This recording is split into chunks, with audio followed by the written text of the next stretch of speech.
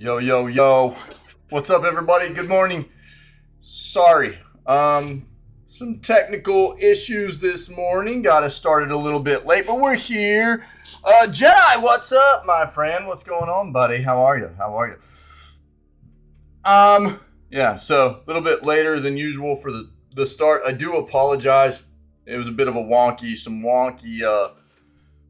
stuff, but we got it. We're here. Everything's fine now. All right? We're good. I'm fantastic, brother. Thanks for asking, man. Thanks for asking, my friend. I'm good, dude. I'm good. It's Sunday, baby. Tomorrow's Halloween. Don't forget. I'll be dressing up. For Halloween. And maybe even a little bit of a nice little surprise towards the end of the fun little surprise towards the end of the news segment tomorrow. So don't miss out. Wear the logo as my necklace. I'm actually, I found a site that I think I'm gonna start using for a little bit of some merch stuff. So, yeah, that would be cool, man. Yeah, I don't know if I could find somebody to make the icon into a medallion or whatever. You know what I mean? That'd be cool. Yeah, for sure. Gamer, what's up, buddy? How are you, everybody? I hope your weekend has gone well. Gamer, getting to relax today, my friend? Yeah? I know you had to work yesterday, dude. Hopefully today is relaxing. That's it. So today, right, we got through, we've worked our way through Outlast 1. We've gotten our way through Outlast 1's DLC, Whistleblower DLC. We played all the way through that yesterday. So today we will be working our way through the beginning of Outlast 2. Okay? That's the plan. We'll do video gaming news as we always do, and then we will work our way through Outlast 2. Okay? We're not going to finish it today by any means, but we will get a good chunk of the gameplay completed today. Let's go, buddy. Good. I'm glad. You need to relax, dude. So that's the plan. Let's go ahead and get on over here and get into the video gaming news stuff so we can get into the Outlast 2 playthrough. Cool? Let's go. Let's kill that music. By the way, Subnautica vibes. That's what we were chilling to this morning during the beginning of the stream, right? Subnautica. I have not played it, but I know it's an amazing game. We're going to play it very soon, actually. But really good OST, too. I'm not telling, Jedi. Not telling what the costume is. But just know that this is all I'm going to say. Maybe everything isn't initially as it appears. Okay? That's all I'm going to give you guys. That's all I have to go on. Maybe everybody should stick around towards the end of the news segment tomorrow because maybe everything isn't always as it appears. All right? So, I will be dressed up from the start of the news segment, and that's all I'm going to give you. There will be a little fun surprise towards the end of the news segment that I think people will want to be here for. I'll just say that. But I'm not going to spoil it. You got to come check it out. You know what I mean? You got to come check it out.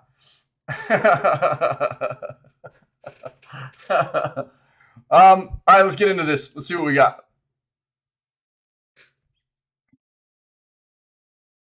Give me the news, bro. There we go.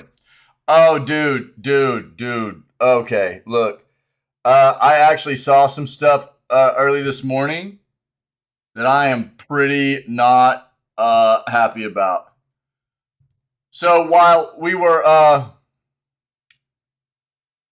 Oh, really? Really, gamer?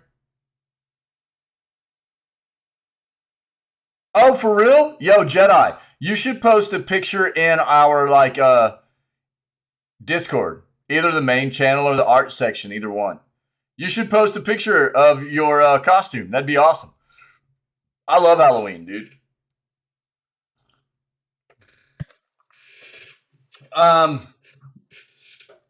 So, if you have not heard,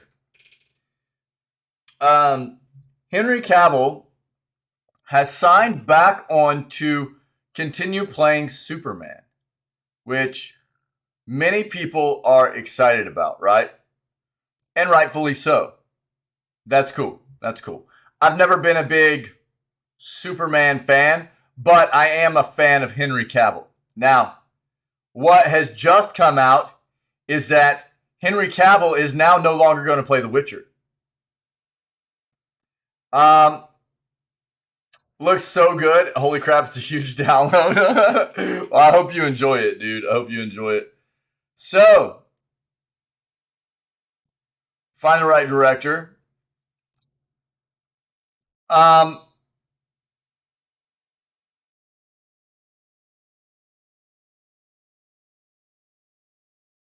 Well, whatever it took, they got it done. They got Henry Cavill back as Superman, but from what I'm seeing right now, he is finished playing The Witcher.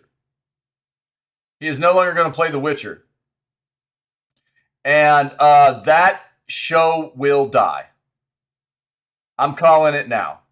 The Witcher on Netflix will die without Henry Cavill playing Geralt. Unless they took, because here's what I'm already hearing. What I'm hearing is they're already looking to cast Liam Hemsworth as Geralt moving forward. So it's not like they're trying to pivot into the show being a different character. They're trying to recast Geralt, and the show will die. I'm calling it now. The show will die. I don't think that's going to work. I don't think anybody else can play Geralt at this point. I don't think it can happen. And nothing against Liam Hemsworth, but I think the character is just too closely tied to Mr. Cavill playing that character. And I don't think it's going to work moving forward. I think that that specific series will die. Will they be able to spin off of that series maybe in the future for different Witcher content? Yeah, I think so. But this specific Witcher series, I think, is going to be dead now. And apparently, one of the big reasons... apparently, one of the big reasons...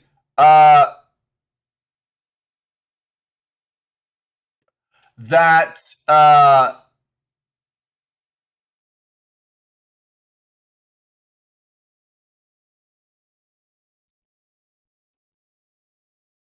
outside from the fact that maybe the Superman stuff was going to interfere schedule-wise, what we're also hearing is that there's a bit of a conflict, I think, with the writers and Henry Cavill wanting the Witcher stuff to be very canon. And it's not. So he has continued, I've heard very much that he's continued to try to put dialogue into scenes that were from the text and tried to keep the show canon. And apparently they continue to try not to move that way. And I think that's rubbing him the wrong way. So on that note, we'll move forward.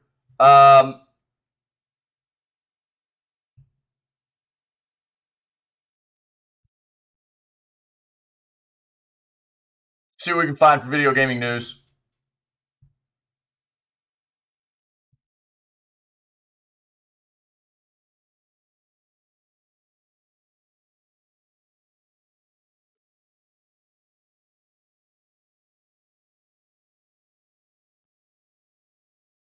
I'm not going to dive into this. Look, we know Varian. We talked about it a lot. Square Enix is heavily pivoting into and focused on Web3, blockchain, NFT, that kind of mechanic in their games moving forward, which sucks.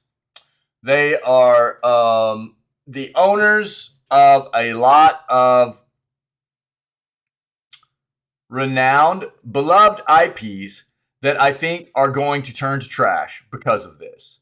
If they keep heading in this direction, which is actually for me just an indicator that a developer has lost sight of making quality content and is solely focused on money. That's it. All that means is that they care about nothing really other than squeezing as much money out of people as possible. And I have significant doubts about them being able to make any kind of quality content. Really, they'll probably come out with some decent stuff, but nothing great moving forward if they continue down this road.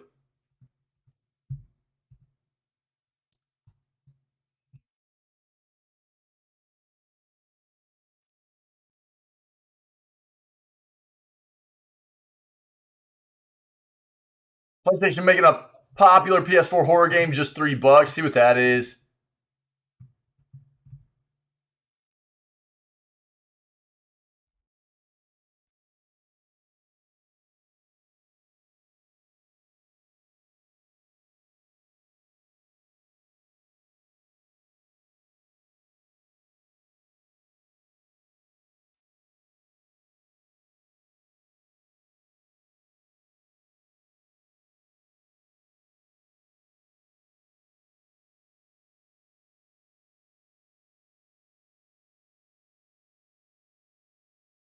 So, just so you know, Jedi, if you're still hanging around, I'm not gonna let that into chat. Don't want to be,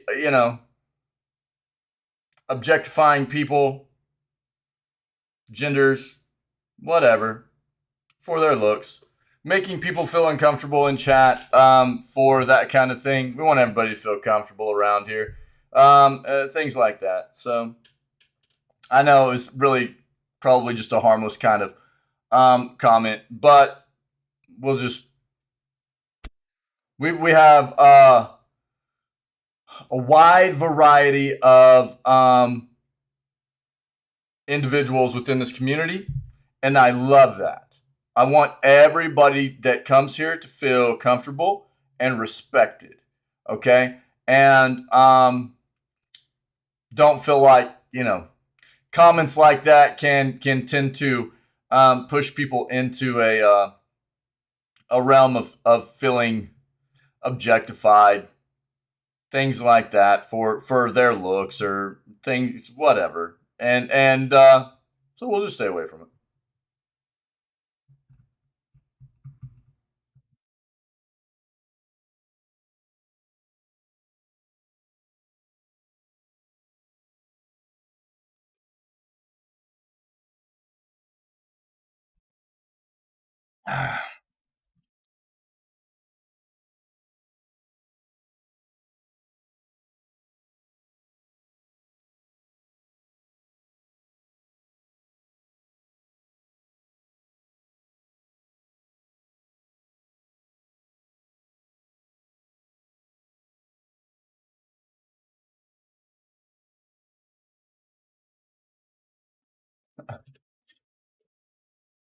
Of all I mean, of all the things that could be talked about that show, that's the comment that comes in. You know what I mean, dude? Oh, bro.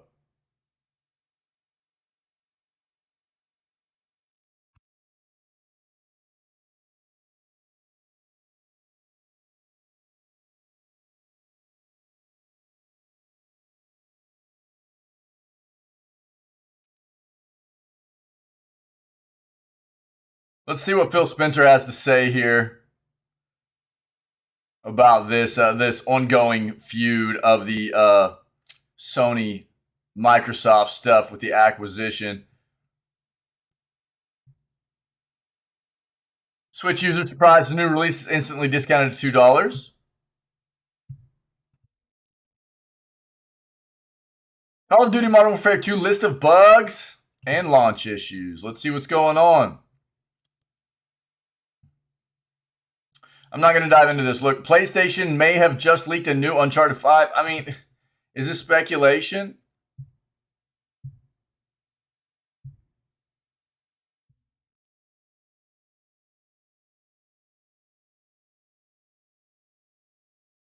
Okay, we'll see. It might have some substance to it. We'll see.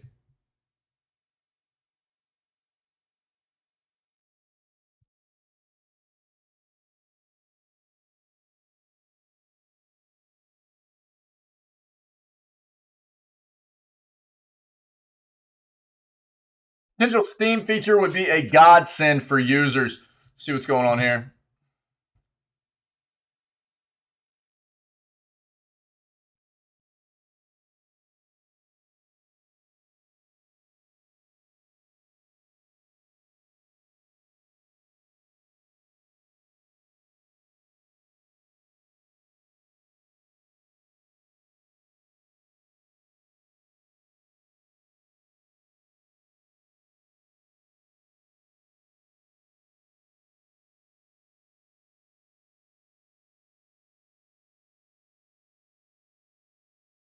Gamers are roasting NVIDIA over the 4090s. Nice.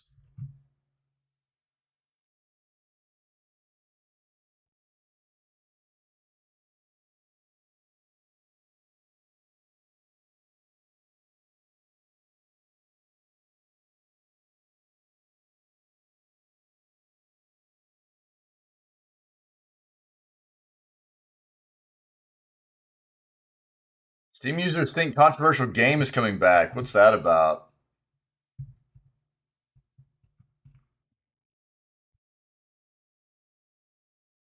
Hmm.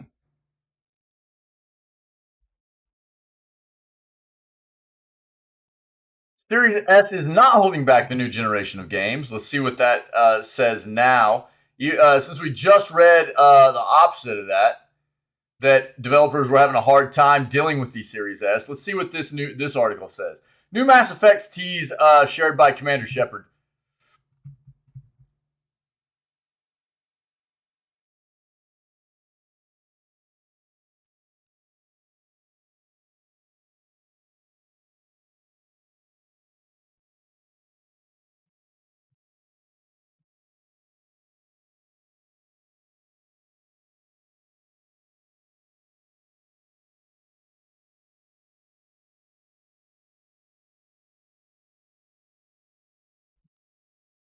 Uh,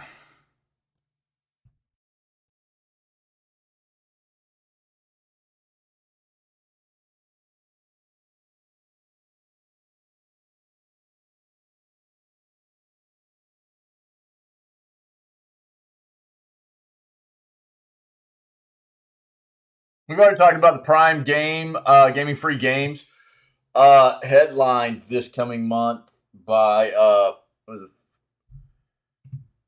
what was it? Fallout New Vegas is yeah, that's the big one this coming month. I couldn't remember if that was the current one or the next month, but it is next month. These are the big games you'll get. Okay, so just hit on this real quick. We've talked about this already, but the games you're going to get for Prime gaming for free. These are the games. Big headlined really by Fallout New Vegas. All right.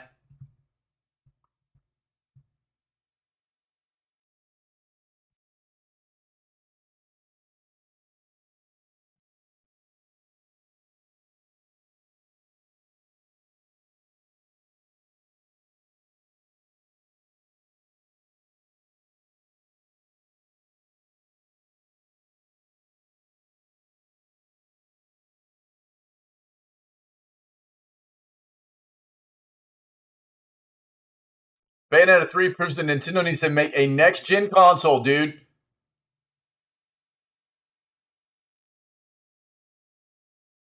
Yeah, I've been harping on Nintendo a lot over the past year.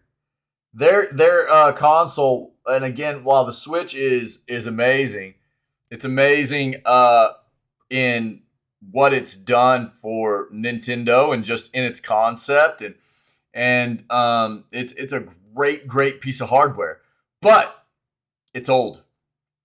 It is old, and I see it, dude, in like every single trailer that comes out for any game released on the Switch. I see it. And I keep going, where is it? Where's the next gen con? We're talking 7 years now the Switch has been out. And average console turnover is about 5 to 6 years because technology evolves so fast. And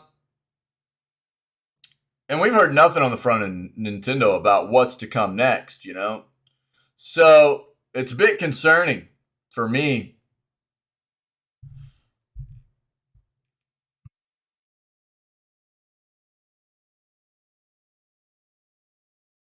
Here it is, guys.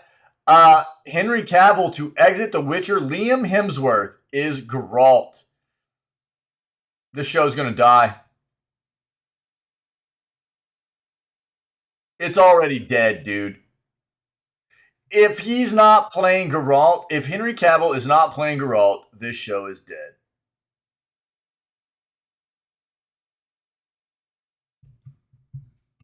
We'll take a peek. It's not necessarily video gaming news, but we got to look at it.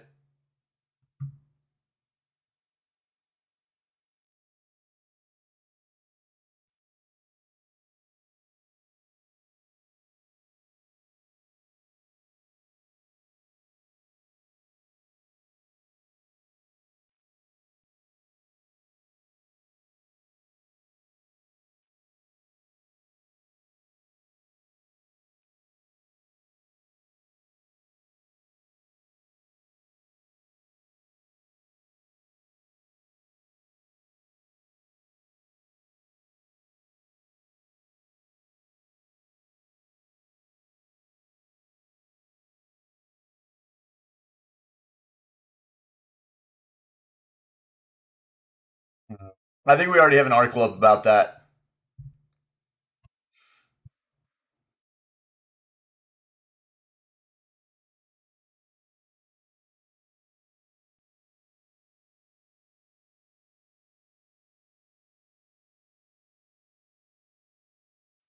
Okay, we'll stick with this. Let's stick with this. And out of the gate with a bang. Yeah, yeah. I mean, I'm upset, dude. I really like this show, and I just don't. I don't know what they're thinking. I just do they really? I find it wild that I think that's the reason. I don't understand. To me, the way I see this is it seems absolutely absurd that the people behind the show think it's going to survive by replacing this individual for this main character with another actor. That comes off as absolutely absurd to me. I don't see any chance of that happening.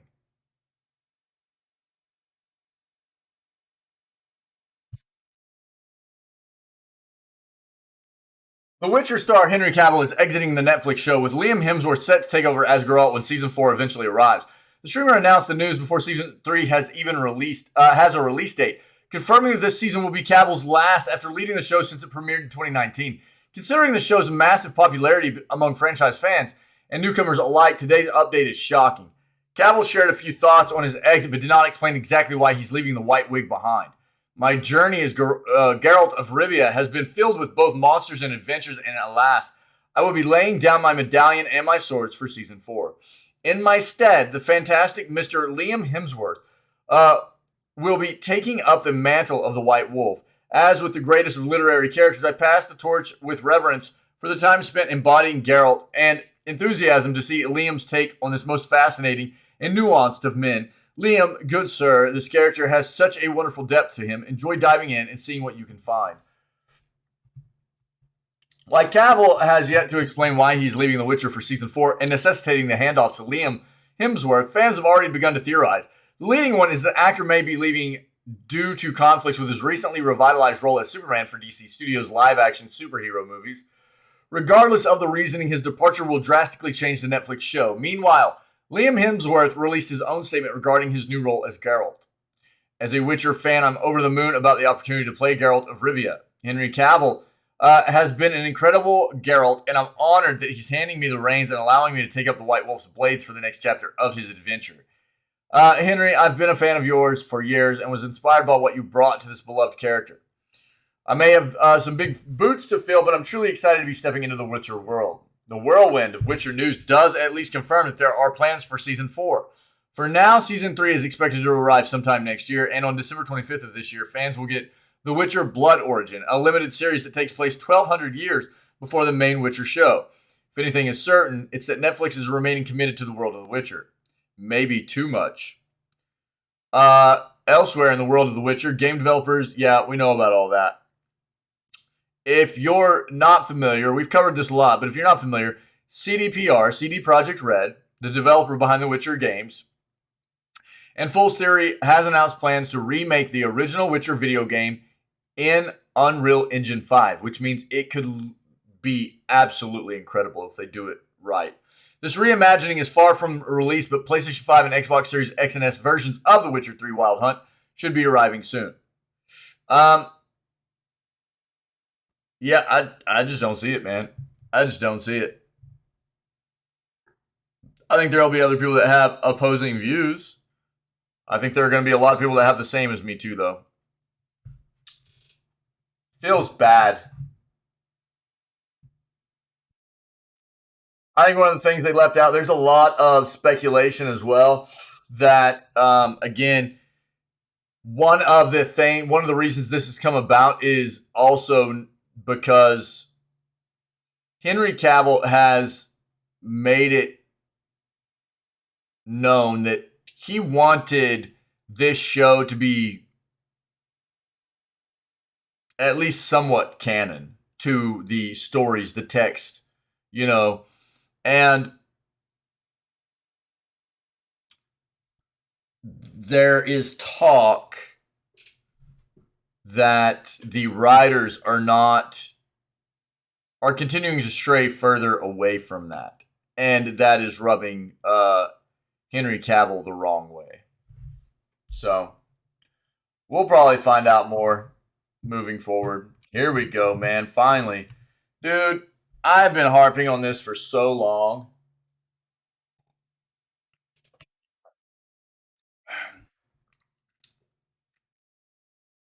Bayonetta 3 proves that Nintendo needs to make a next-gen Switch. It doesn't need to be a Switch. It can be whatever Nintendo needs it to be, wants it to be, but they need a new gen console. It's overdue. I think the correct play is a Switch version 2 or call it whatever you want to call it. I think the Switch is an amazing console. I think they need to just make a next-gen Switch.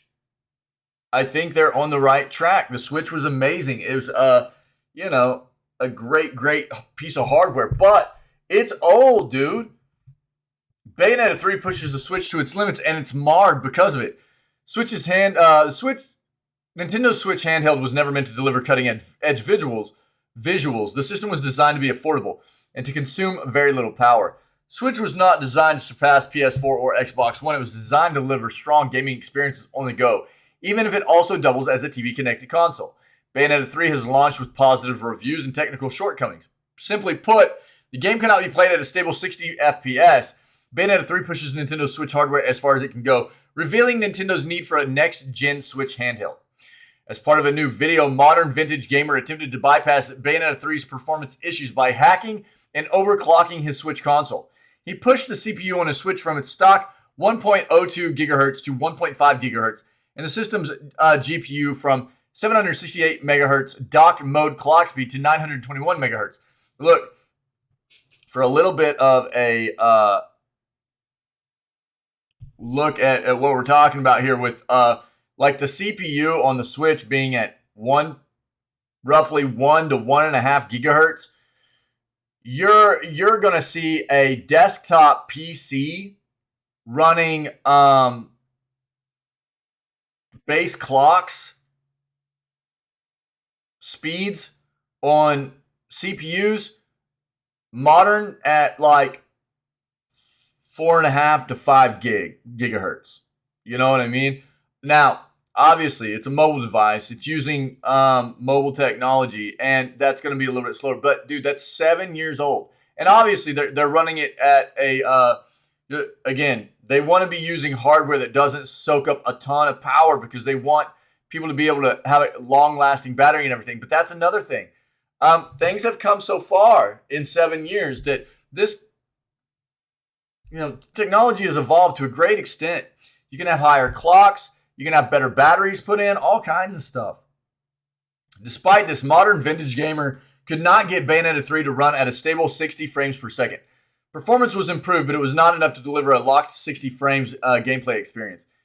If you watch the video, you'll see that modern vintage gamer highlights memory bandwidth as one of the system's major shortcomings. With 4 gigs of DDR4 memory at 1600 megahertz and 25.6 gigabits per second of total bandwidth, Nintendo's Switch console is an incredibly bandwidth-constrained system. By downclocking his Switch's memory speed, Modern Vintage Gamer noted huge performance drops, highlighting how vital memory bandwidth is for Switch games. I mean, even nowadays, like 4 gigabytes of memory is not much, even in a mobile device. Even in mobile phones and stuff, you're seeing like minimum specs on modern phones come out at like 8. But quite often it's like 12 and 16 nowadays, whereas the Switch is running 4, Memory overclocking appears not to be a viable option for Switch overclockers. If we contrast Nintendo Switch console with Valve's Steam Deck system, we will find a handheld that has access to over 3 times as much memory bandwidth as Nintendo systems. Yeah. Valve's Steam Deck is an LPDDR5 based system with an 88 gigabit per second of memory bandwidth. With this in mind, gamers should know that Nintendo could deliver a huge generational leap with a next-gen system, Switch system. They could, but when? Rumors of next-gen Switch console have been circulating for years now, with many reports claiming that Nintendo plans to utilize NVIDIA's DLSS technology to deliver 4K visuals on modern TVs.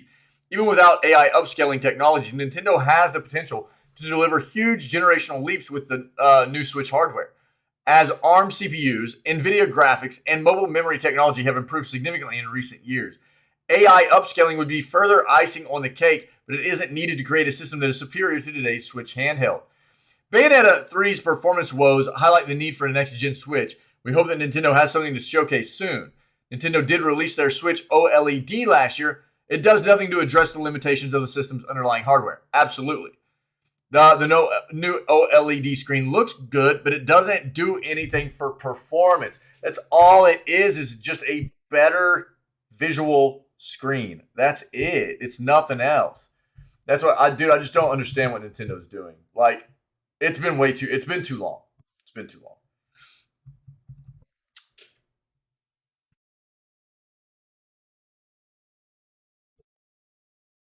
All right. Potential Steam feature would be a godsend for users with data caps or slow internet. The latest Steam Client beta includes early code for moving games between PCs or to a Steam Deck. On Thursday, Steam database creator and regular data miner Pavel Jundik tweeted a new discovery in Steam's code, a peer content client server mode. His takeaway is soon confirmed by other programmers that Valve is seemingly working on peer-to-peer Steam downloads on LAN. Peer-to-peer downloads may make you think of file-sharing software like BitTorrent, but this feature isn't actually about downloading games over the internet. It's the opposite. The LAN element focuses on your local network, meaning one peer might be your desktop PC, the other could be your laptop or Steam Deck. After launching the handheld gaming system, Valve is clearly interested in giving players a way to transfer their game libraries to it without re-downloading them. Oh, feels bad, dude. Look at that weird emote we're going for there. It's not even an emote. Random emote time. That was so close. That's actually so close. I just got an underscore instead of a period in between. Wow. Almost got to give out a sub, dude. Dang it. If you're lucky enough to be on an unlimited gigabit internet connection, the LAN transfers won't matter a whole lot for you, but for players on slower connections or dealing with ISP-imposed bandwidth caps, could be a real boon. Considering the storage hogs some games have become, you could potentially be saving hundreds of gigabytes of internet usage per month by copying games over your local network instead. That's a win for Valve too. It means saving money on download, server costs, and at least slightly easing congestion. According to the programmers who've looked into the new feature, it actually works now, but unreliably. The only way to access it is to launch the beta build of Steam in developer mode by adding -devs to its shortcut, opening the console and setting the @PureContent client mode variable on one device and @PureContent server mode variable on another.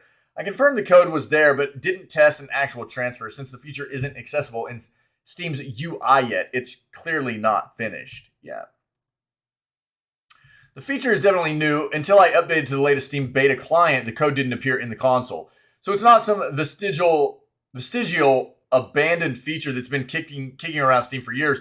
Hopefully that means Valve is actively tinkering with it and that we could see support for it a few months down the road. If you own multiple PCs and have a house wired for 2.5 gig Ethernet, this is your cue for a maniacal laugh. Sick. This is what you want to see this, right? You want to see the platforms that you utilize on the console. You want to see them evolving, even if it's little things.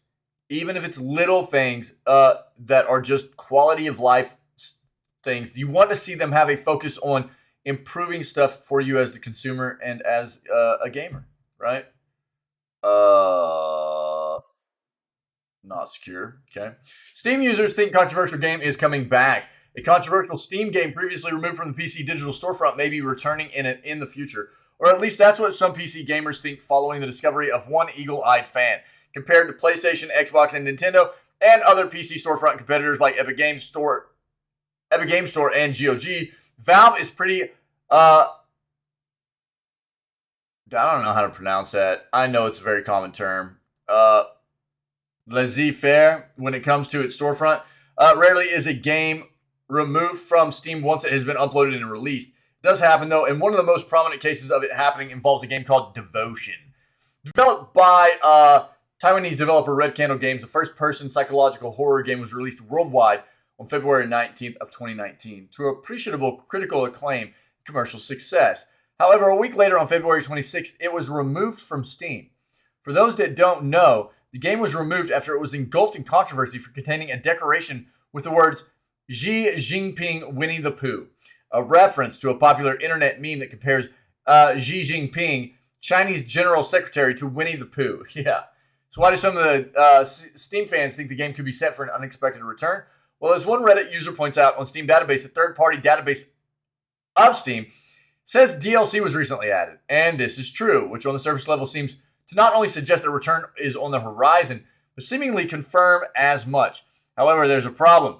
As another Reddit user points out, in the comments, the Steam Database update was applied to 8,800 other apps, which seemingly confirms it was not made by the developer. Oh. And if it was not made by the developer, then it's likely nothing worth paying attention to. Yeah. I remember reading about this, though. That was wild. No, Xbox Series S is not holding back the new gen of consoles.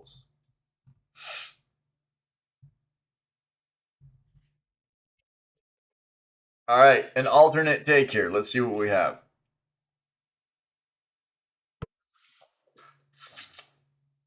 Last week, when I read in the news about the Xbox Series S holding back the new gen of consoles because of Gotham Knights being 30 frames per second, I was just laughing because the so-called developer, to be clear, two developers, have said similar things and neither worked on Gotham Knights, made comments without taking a second to look around and see what games run at 60 frames on the Series S and what games have performance mode on the console. Great point. Great point.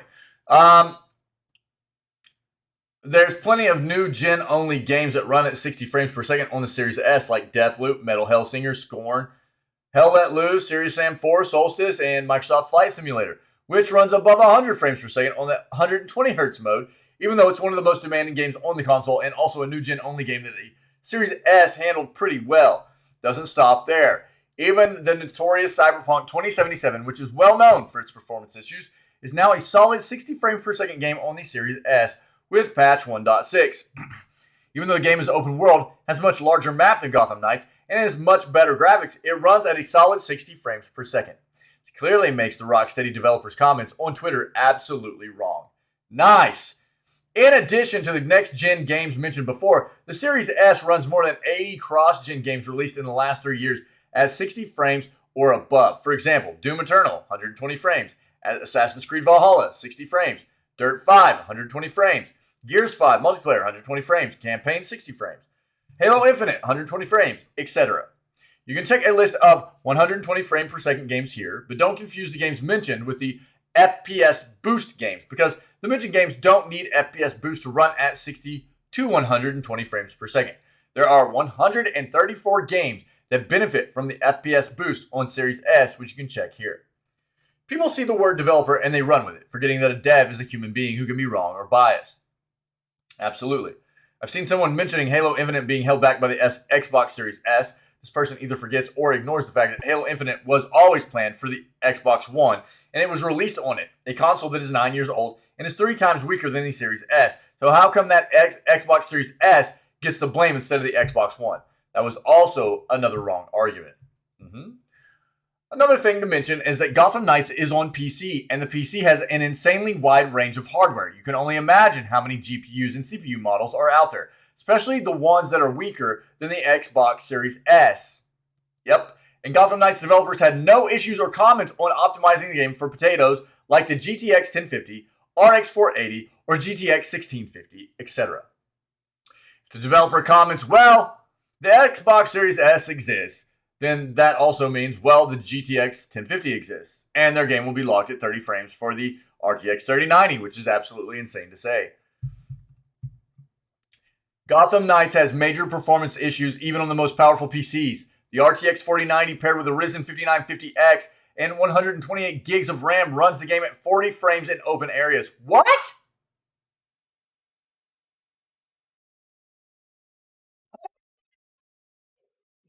What? Which leads us to ask how, if the developer can't make the game work on the most powerful PC hardware, can they make it 60 frames on $500 consoles which have much weaker hardware? This seems to prove it is definitely a developer issue rather than a hardware issue. Yeah, no doubt. Even if the Xbox Series S version was dropped, I promise you the game would still be 30 frames. Yeah. Back in May, some developers told Digital Foundry that the Series S is causing them trouble with development, mainly due to memory constraints and nothing to do with GPU or CPU.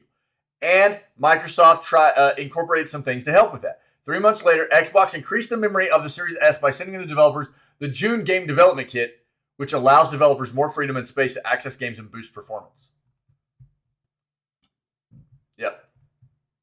So, the only problem that a lot of developers complain about has been fixed, and the reason why we take their comments and complaints is because they were plenty of devs, unlike one person from Rocksteady, 2 people if we add the person who made I Am Fish and Surgeon Simulator. This person also made me laugh a bit too hard because I'm playing games like Cyberpunk 2077, Doom Eternal, Forza, etc. at smooth 60 frames and 120 frames, and a guy tells me he can't make a Surgeon Simulator type of game work on Series S. A bit funny, don't you think? Yeah, that is. Unless he's making a game bigger and more ambitious than Cyberpunk or Deathloop, then I apologize and I am totally wrong. Also, I'm hearing that Gotham Knights got or will potentially get a 60 frames per second patch. I wish the people who blame Series S will show up and tell us why the game is suddenly 60 frames. Yeah, no doubt.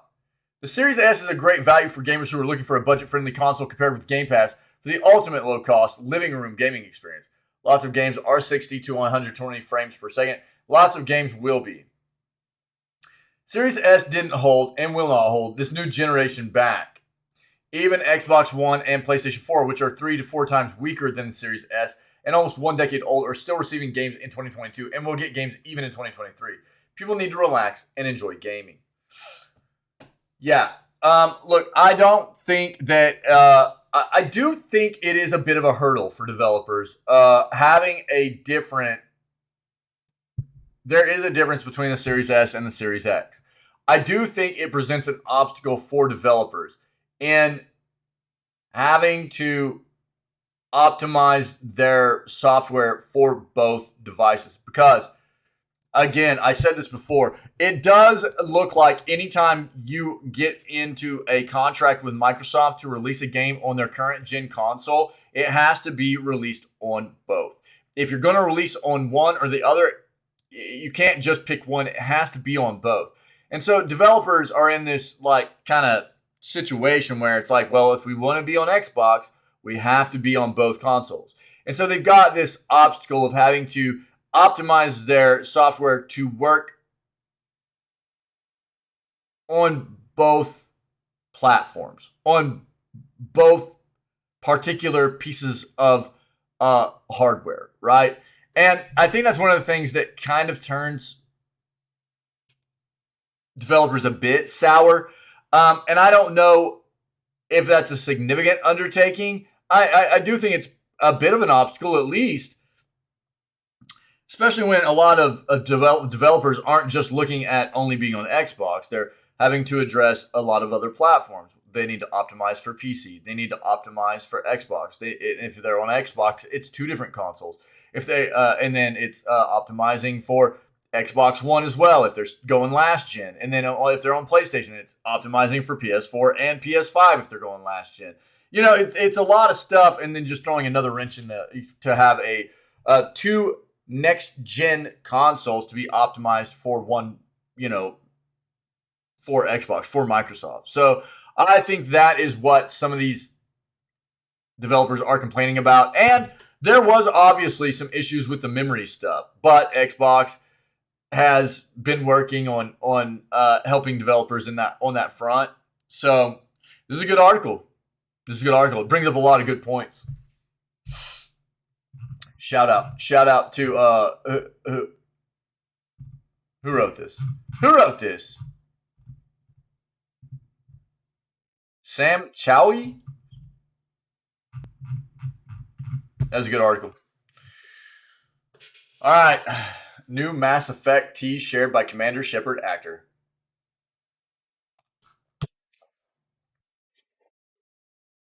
A new Mass Effect tease from the actress behind the female version of Commander Shepard, Jennifer Hale. You know who else Jennifer Hale plays? You know who else Jennifer Hale voice acts? Now? Bayonetta. Dude. Oh, man. Jennifer Hale is a very famous voice actor in video games. And she's the one that just took over the role of Bayonetta from... why can't I... Taylor. I can't remember the first name of the former actress. Or the actress that was formerly doing the role of voice acting Bayonetta. As fans of the BioWare series boarding the hype train in mass ahead of N7 Day, also known as November 7th. The 7th day of November is a special day for the Mass Effect series that is always capped by a special celebration for BioWare and sometimes a special announcement as well. With the new Mass Effect game years away, and thus seemingly unlikely to be involved with this year's N7 Day, many fans of the RPG series have no clue what to expect from the celebration. And because of this, there hasn't been a ton of hype heading into the occasion. The aforementioned Hell has changed that with a very simple yet cryptic tweet.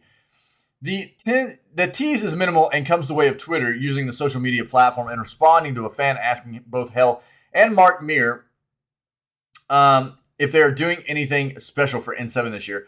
Hell responded with a cryptic, "Stay tuned," and that's it. Very vague tease, non-committal, enough to have fans in the replies getting excited.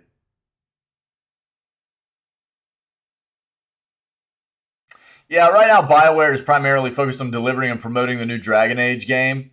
They've already announced, we just saw on the news a few days ago, the new Dragon Age game is actually fully playable. It is now basically considered alpha for BioWare. So they are now in the process of really fleshing that game out, polishing it up. So it is considered alpha for them right now. So that's what they're focused on, not Mass Effect. PlayStation makes popular PS4 horror games just $3 for Halloween. PlayStation's massive Halloween sale is live on the PlayStation Store with nearly 350 deals on PS4 games and some PS5 games as well. And as you would expect, horror games that heavily populate the sale featured in the promotional sale are series and games like The Walking Dead, Resident Evil, Dying Light, DayZ, Diablo, Five Nights at Freddy's, Until Dawn, Dragon Age, and The Evil Within. Both the Evil Within games are very good. We played them last Scaretober. As you can see by the inclusion of Dragon Age especially, PlayStation is playing fast and loose with what qualifies as a Halloween game. Yeah. That said, for the most part, it's horror games and franchises, or at least games and franchises with horror elements. To this end, we have highlighted some of the cheapest deals within the sale, more specifically 5 games under $3, and that we can recommend. There are some even cheaper games featured in the sale, but unless you're looking for a bad Halloween experience, you should stay far away from them. Below, you can check out all 5 games. This includes a trailer for each game, a description for each game, and a link to the unique PlayStation Store page for each game. Outlast, $2.99. Look, we just finished playing Outlast 1 base game and 2 days ago, and yesterday we played through the Outlast 1 Whistleblower DLC. Very good titles. Very good titles. They've got a little bit of wonkiness on PC, but it wasn't anything significant. I would expect they would probably play better on a console. But fantastic horror games. And I very much can say that if you're in the mood for some spookiness, $3 for Outlast, and I'm guessing you can get the DLC for it for roughly $1 to $1.50 if it's on sale for this price. Worth a grab if you're needing some Halloween vibe stuff, okay? And if you want to play it on PC, it is on sale on Steam and Epic right now as well, okay? So don't forget, you can go grab it on Steam and Epic. And there are probably plenty of other storefronts that it's on sale as well. But I know those for a fact. Amnesia Collection is $3. Stories Untold, $2.50. Resident Evil Code Veronica X, $3. And The Vanishing of Ethan Carter, $3 as well. There you go, guys. If you need the link, I'm going to throw it in here for you. There you go. Get those Halloween games. Phil Spencer claims scrutiny of Xbox's Activision deal is fair and warranted. Regulators around the world are currently holding a magnifying glass to the proposed deal, with the UK's CMA notably expanding its investigation and voicing concerns that it could harm PlayStation and other game subscription services, something with which Microsoft has dismissed. CMA has officially expanded its investigation to a second phase, while the European competition watchdog has set its own provisional deadline of November 8th to clear the deal or to choose to enter a second phase. The U.S.'s FTC is expected to rule by later November. Speaking during the Wall Street Journal Tech Live event this week, Xbox head Phil Spencer, whom I'm a fan of, a lot of what I see from Phil Spencer, I could get behind. He seems like a gamer-minded individual. Said he believes scrutiny around such a significant deal was warranted, and revealed that he had been meeting regularly with regulators around the world. It might be surprising to people, but I'm not an expert on doing $70 billion deals, he said. But I do know that we're very focused on getting approval in the major jurisdictions, and I'm spending a lot of time in Brussels, London, and with the FTC here in the U.S. I would say the discussions have been very fair and honest. It's a big acquisition, there's no doubt. Microsoft, in its role in the tech industry, is a large tech company, and I do think the discussion around an acquisition of this size is warranted, and I've appreciated the time to go spend. He added, we're really focused on getting the deal approved in the markets, confident in that. I was just in London last week, continue to have discussions with all the regulatory boards, and remain confident that we'll get the deal approved. Much of the discussion from regulators and the games industry around the Activision Blizzard deal has focused on Call of Duty. Yeah. Despite repeated assurances from Xbox, the Call of Duty series, which is regularly the best-selling release of the year in the US, will remain on PlayStation, Sony has been engaged in an increasingly public war of words over the proposed deal and told the press that Microsoft's offer in regards to the future of Call of Duty was inadequate on many levels. again, we have no idea what the details were of this offer, right? Proposed deal. We have no idea. But I can tell you this. It literally wouldn't matter what Microsoft offered PlayStation unless it was a lifetime guarantee for Call of Duty to be on PlayStation at zero cost to PlayStation. They're going to call it inadequate on many levels because they don't want this to go through. UK's CMA voiced similar concerns that the deal could harm PlayStation and other game subscription services should Microsoft make Call of Duty exclusive to its platform. In the Wall Street Journal discussion, Spencer reiterated Microsoft's stance that it will continue to release Call of Duty on PlayStation platforms for the foreseeable future. The exec claimed that for its gaming business, the company was more interested in what the addition of Activision Blizzard could do for its mobile growth. Yeah, so I mean, Microsoft and Xbox are actually looking at setting up their own app store, right? I mean, and this is going to be a huge thing for them. Spencer claimed that Microsoft found Call of Duty Mobile more interesting than what the proposed deal would mean on console between Xbox and PlayStation. Was also quoted saying this franchise will continue to ship on PlayStation natively, not our plan to bait and switch somebody where they've got to play in the cloud, or that in 2 to 3 years we're going to pull the game. Our intent is that we would continue to ship Call of Duty on PlayStation as long as that makes sense. Tech is always in some form of transition, no doubt. But I mean, it's not like Microsoft doesn't have games that they own that aren't on PlayStation. Minecraft's a big example of that. So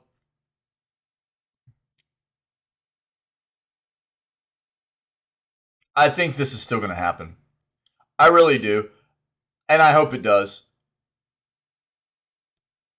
I think if anybody was going to be able to buy Activision Blizzard and hopefully turn that place around, I really think Microsoft's one of the companies that could do it. Anytime a company gets bought out, smaller, big, it results in some kind of anti-competitiveness. You know what I mean? It removes competition. It can result in,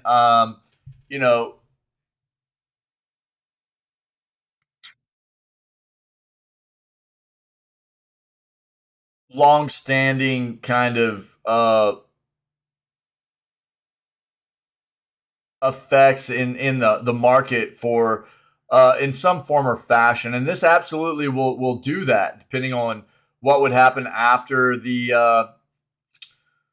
the acquisition would take place, and specifically into some of these titles, with Call of Duty being the main one. So we'll see what happens, but I do think it's going to happen. Nintendo Switch users surprised as new releases instantly discounted to $2. A new Switch Lite, and Switch OLED game. I mean, what? Why are there? I don't think there are actually any Switch games that don't work on any of the other consoles.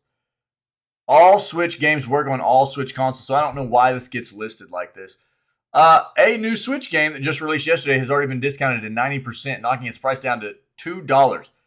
Very rare for a game to be discounted within 24 hours of release. Why has this been discounted 90% just after release, we don't know. Red Deer Games, who has released a variety of indie games on the platform, hasn't advertised a sale, leaving fans with only guesses. Whatever the case, the $2 198 megabyte, you can now own Cattails, a game about colors and painting tools where you ride on the backs of big cats. Okay?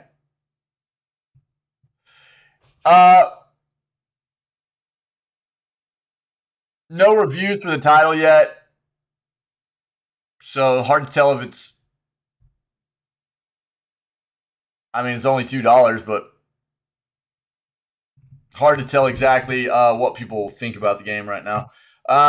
If you're interested, it's there. It's there in chat. Call of Duty Modern Warfare 2 list of bugs and launch issues. Let's see.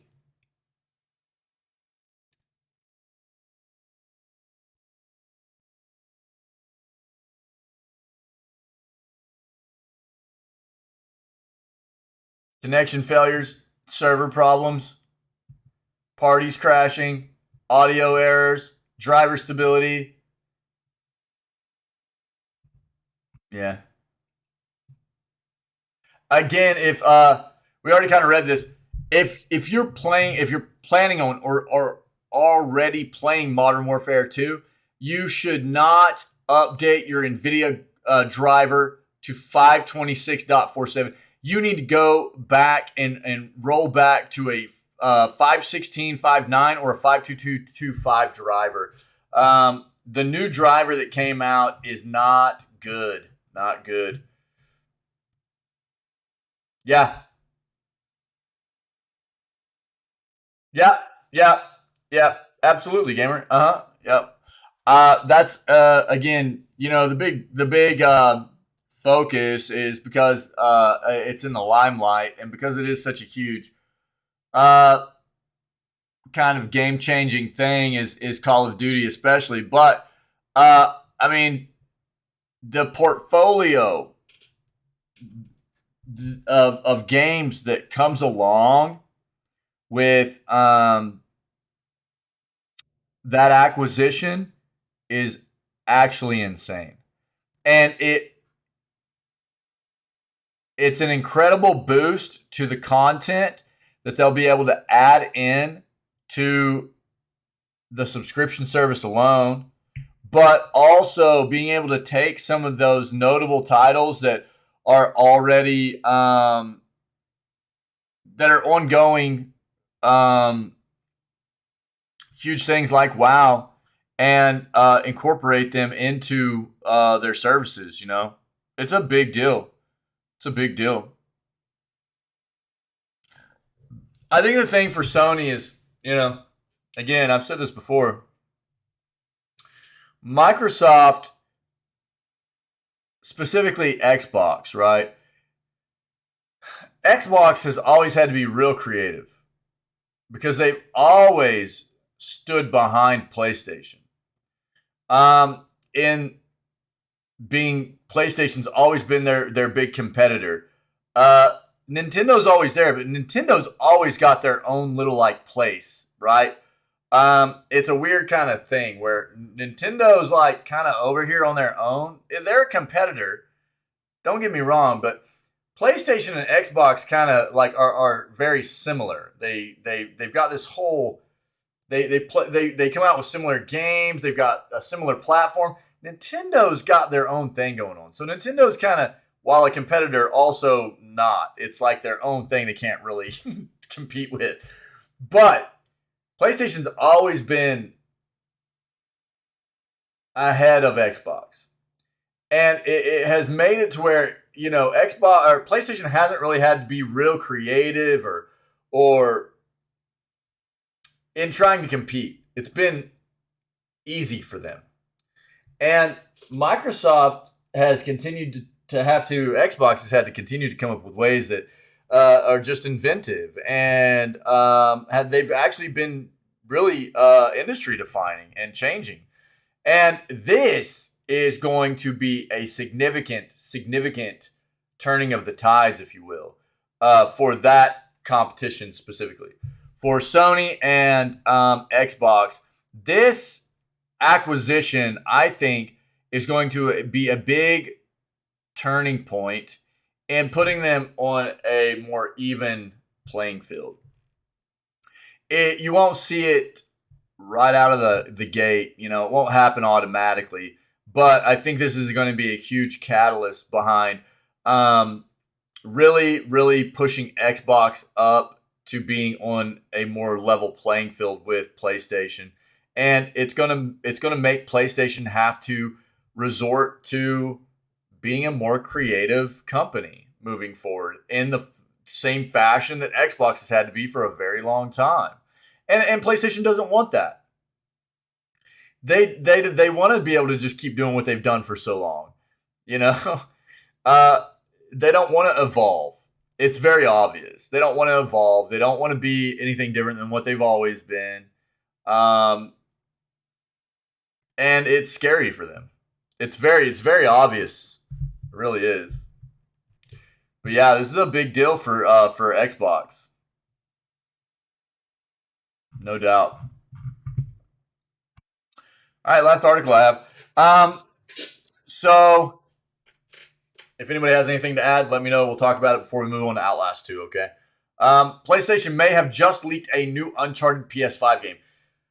PlayStation may have just accidentally leaked a new Uncharted PS5 game. There have been reports and speculation that Uncharted 5, or whatever the next installment in the Naughty Dog series ends up being called, is in development at Sony San Diego. However, over the past year or so, these long-running rumors died out and in some cases were replaced with rumblings the project in question was canceled. Fast forward, and now these rumors have been partially revived by none other than PlayStation itself. A new PlayStation studio based in San Diego is currently hiring for a game design intern. This itself is not noteworthy, but a snippet of the job listing for the position is. According to the job listing, which at the moment of publishing remains up and unedited, the team studio is currently working on a Naughty Dog franchise with Naughty Dog as a co-developer.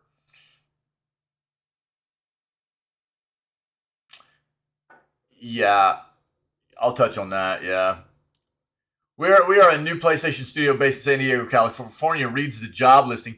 Our team seeks to impact SIE positively by inspiring the thoughts and emotions of players worldwide through an amazing gaming experience. Currently, we are co-developing an exciting new project with Naughty Dog in a beloved franchise. It's unclear if this is a new team within the Sony San Diego structure or an entirely new studio altogether. And of course, it's also unclear what the team is working on, though there are really only 3 possible candidates. The Last of Us, Jak and Daxter, and Uncharted. Of these 3 options, the first is unlikely because Naughty Dog is unlikely to contract The Last of Us out. Meanwhile, the second option, Jak and Daxter, has been dormant for many years, so it would be a surprise to see it back. That leaves Uncharted, one of PlayStation's most iconic series, and an IP that is now a successful movie series as well. In other words, you'd expect to see it return sooner rather than later. Yeah, a lot of speculation here, but something on the horizon. Yeah. Yeah, dude. No doubt about it. Blizzard just really needs to stay out of the news and watch over their games a bit more. Yeah. I mean, that's been the case for a while now. Unfortunately, they just keep kind of showing up, don't they? Again, I mean, I think that's one of the reasons why I think it's going to be good for Microsoft to take over. Is it going to fix everything? No, absolutely not. Not close. Not close. But I think that it's becoming kind of clear that Activision Blizzard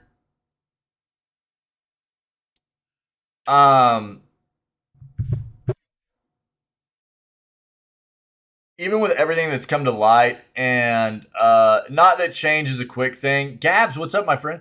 Not that change is not quick, right? Anybody that's dealt with a toxic, negative, backwards kind of work environment or whatever, and you've tried to go in there and even witnessed change from the top down, it's not a quick thing. It takes time. And but I know there's still people within the Activision Blizzard company that have been there through that entire process of them being such a horrible company. Happy Sunday, my friend. Yeah. Happy Sunday to you. How are you? And I really think that that's where Microsoft's going to have to start. Those individuals that were at the top of that company through all of that terrible stuff that went down that are still there, I don't think that company is ever going to be seen as anything different until they're gone. And I don't think they're going to be able to be removed unless like something like this happens where they get taken over by a company like Microsoft that has dealt with their own kinds of internal struggles in the past. I think they know how to deal with this kind of thing. So I'm hopeful anyways. I'm hopeful. Currently on the train, going home. You wouldn't be on it. I mean, on it could be cool. I guess you more in it. Yeah, word. How's the train ride? So, yeah, you're not wrong, gamer. Yeah, you're not wrong, dude.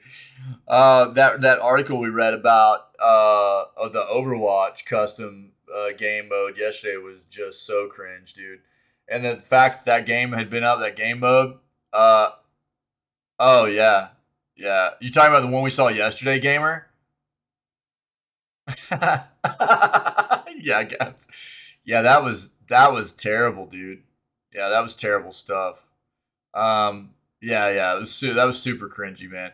For something like that to be up, and I mean, we talk about that a lot, right? I mean, whether it be, you know, a software developer that has a game that appeals to a younger audience, that they have to be very, very diligent in ensuring that there's not any kind of like predatory, grooming kind of things capable to happen within that software, that community, that online environment, or even just to the extent of something like this for Blizzard, or any kind of software developer to make sure that you don't have things like that going on is, in my opinion, something that should be at the forefront of your endeavor. It's pretty brutal, and especially for a company like Blizzard that's known for just. Oh yeah, no, I agree. Yeah, yeah, I agree. I mean, my thing with look, I have not until recently really had an issue with PlayStation. It's a lot of the recent stuff I've seen with PlayStation. You know what I mean? That's my issue. Is like, I'm seeing a trend with PlayStation now that is not good. That's what's concerning for me. I am personally seeing a trend with PlayStation currently that is not the direction I want to see a company move in. Whereas Blizzard has been in a bad spot for a very long time. You know, which is why I don't play their stuff, man. I'm not like boycotting PlayStation or anything. Oh, Gabs, I'm sorry, that sucks. How's the reading going though? Nice. But yeah, thank you guys. Good news segment, good talks, man. I enjoy going over this stuff with you. I am really disheartened, dude, by Henry Cavill not being in The Witcher anymore. That dude is he's a good actor, man, and he's one of us, dude. He's a flipping nerd. You know what I mean? He's one of us. He plays D&D, builds his own computers. He's one of us, man. I want him to still be Geralt.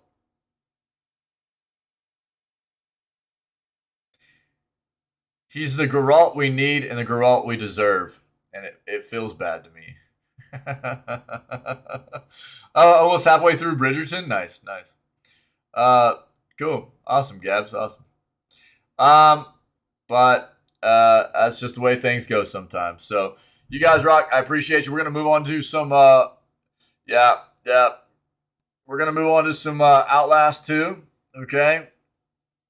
And don't forget. Well, I'm gonna keep announcing this tomorrow. Tomorrow is Halloween. All right.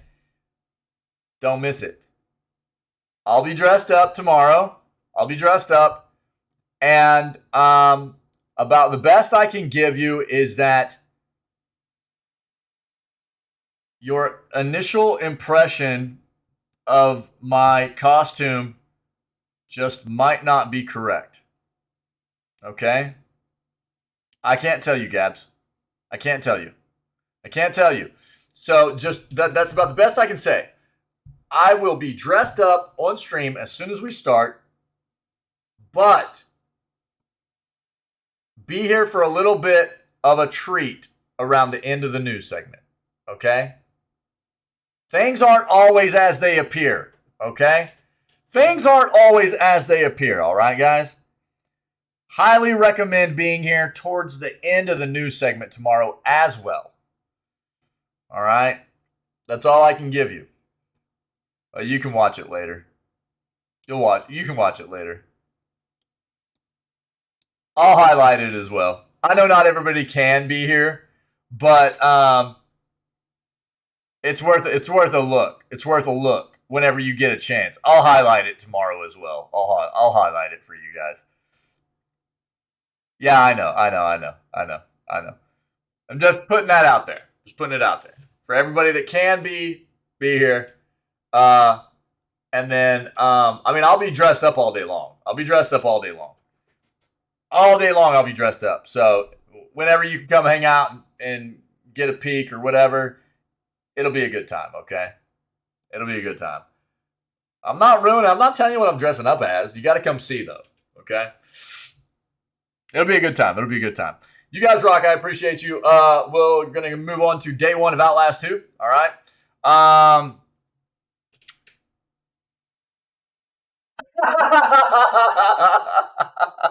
You just have to come find out, Gabs. You have to come find out. So if you're checking out this content as a VOD, either here on Twitch or on our YouTube channel, and you're enjoying the content, see what you can do about coming and hanging out with myself, the rest of these amazing individuals here in this community, whenever we go live at 6 a.m. CST every single day, and we start all of our streams off with video gaming news, okay? And then we move on to whatever gameplay we have slated for the rest of the day, all right? Other than that, you guys just have a great rest of your Sunday and weekend, and just stay healthy, stay safe, be kind to one another, and I will catch everybody tomorrow, all right?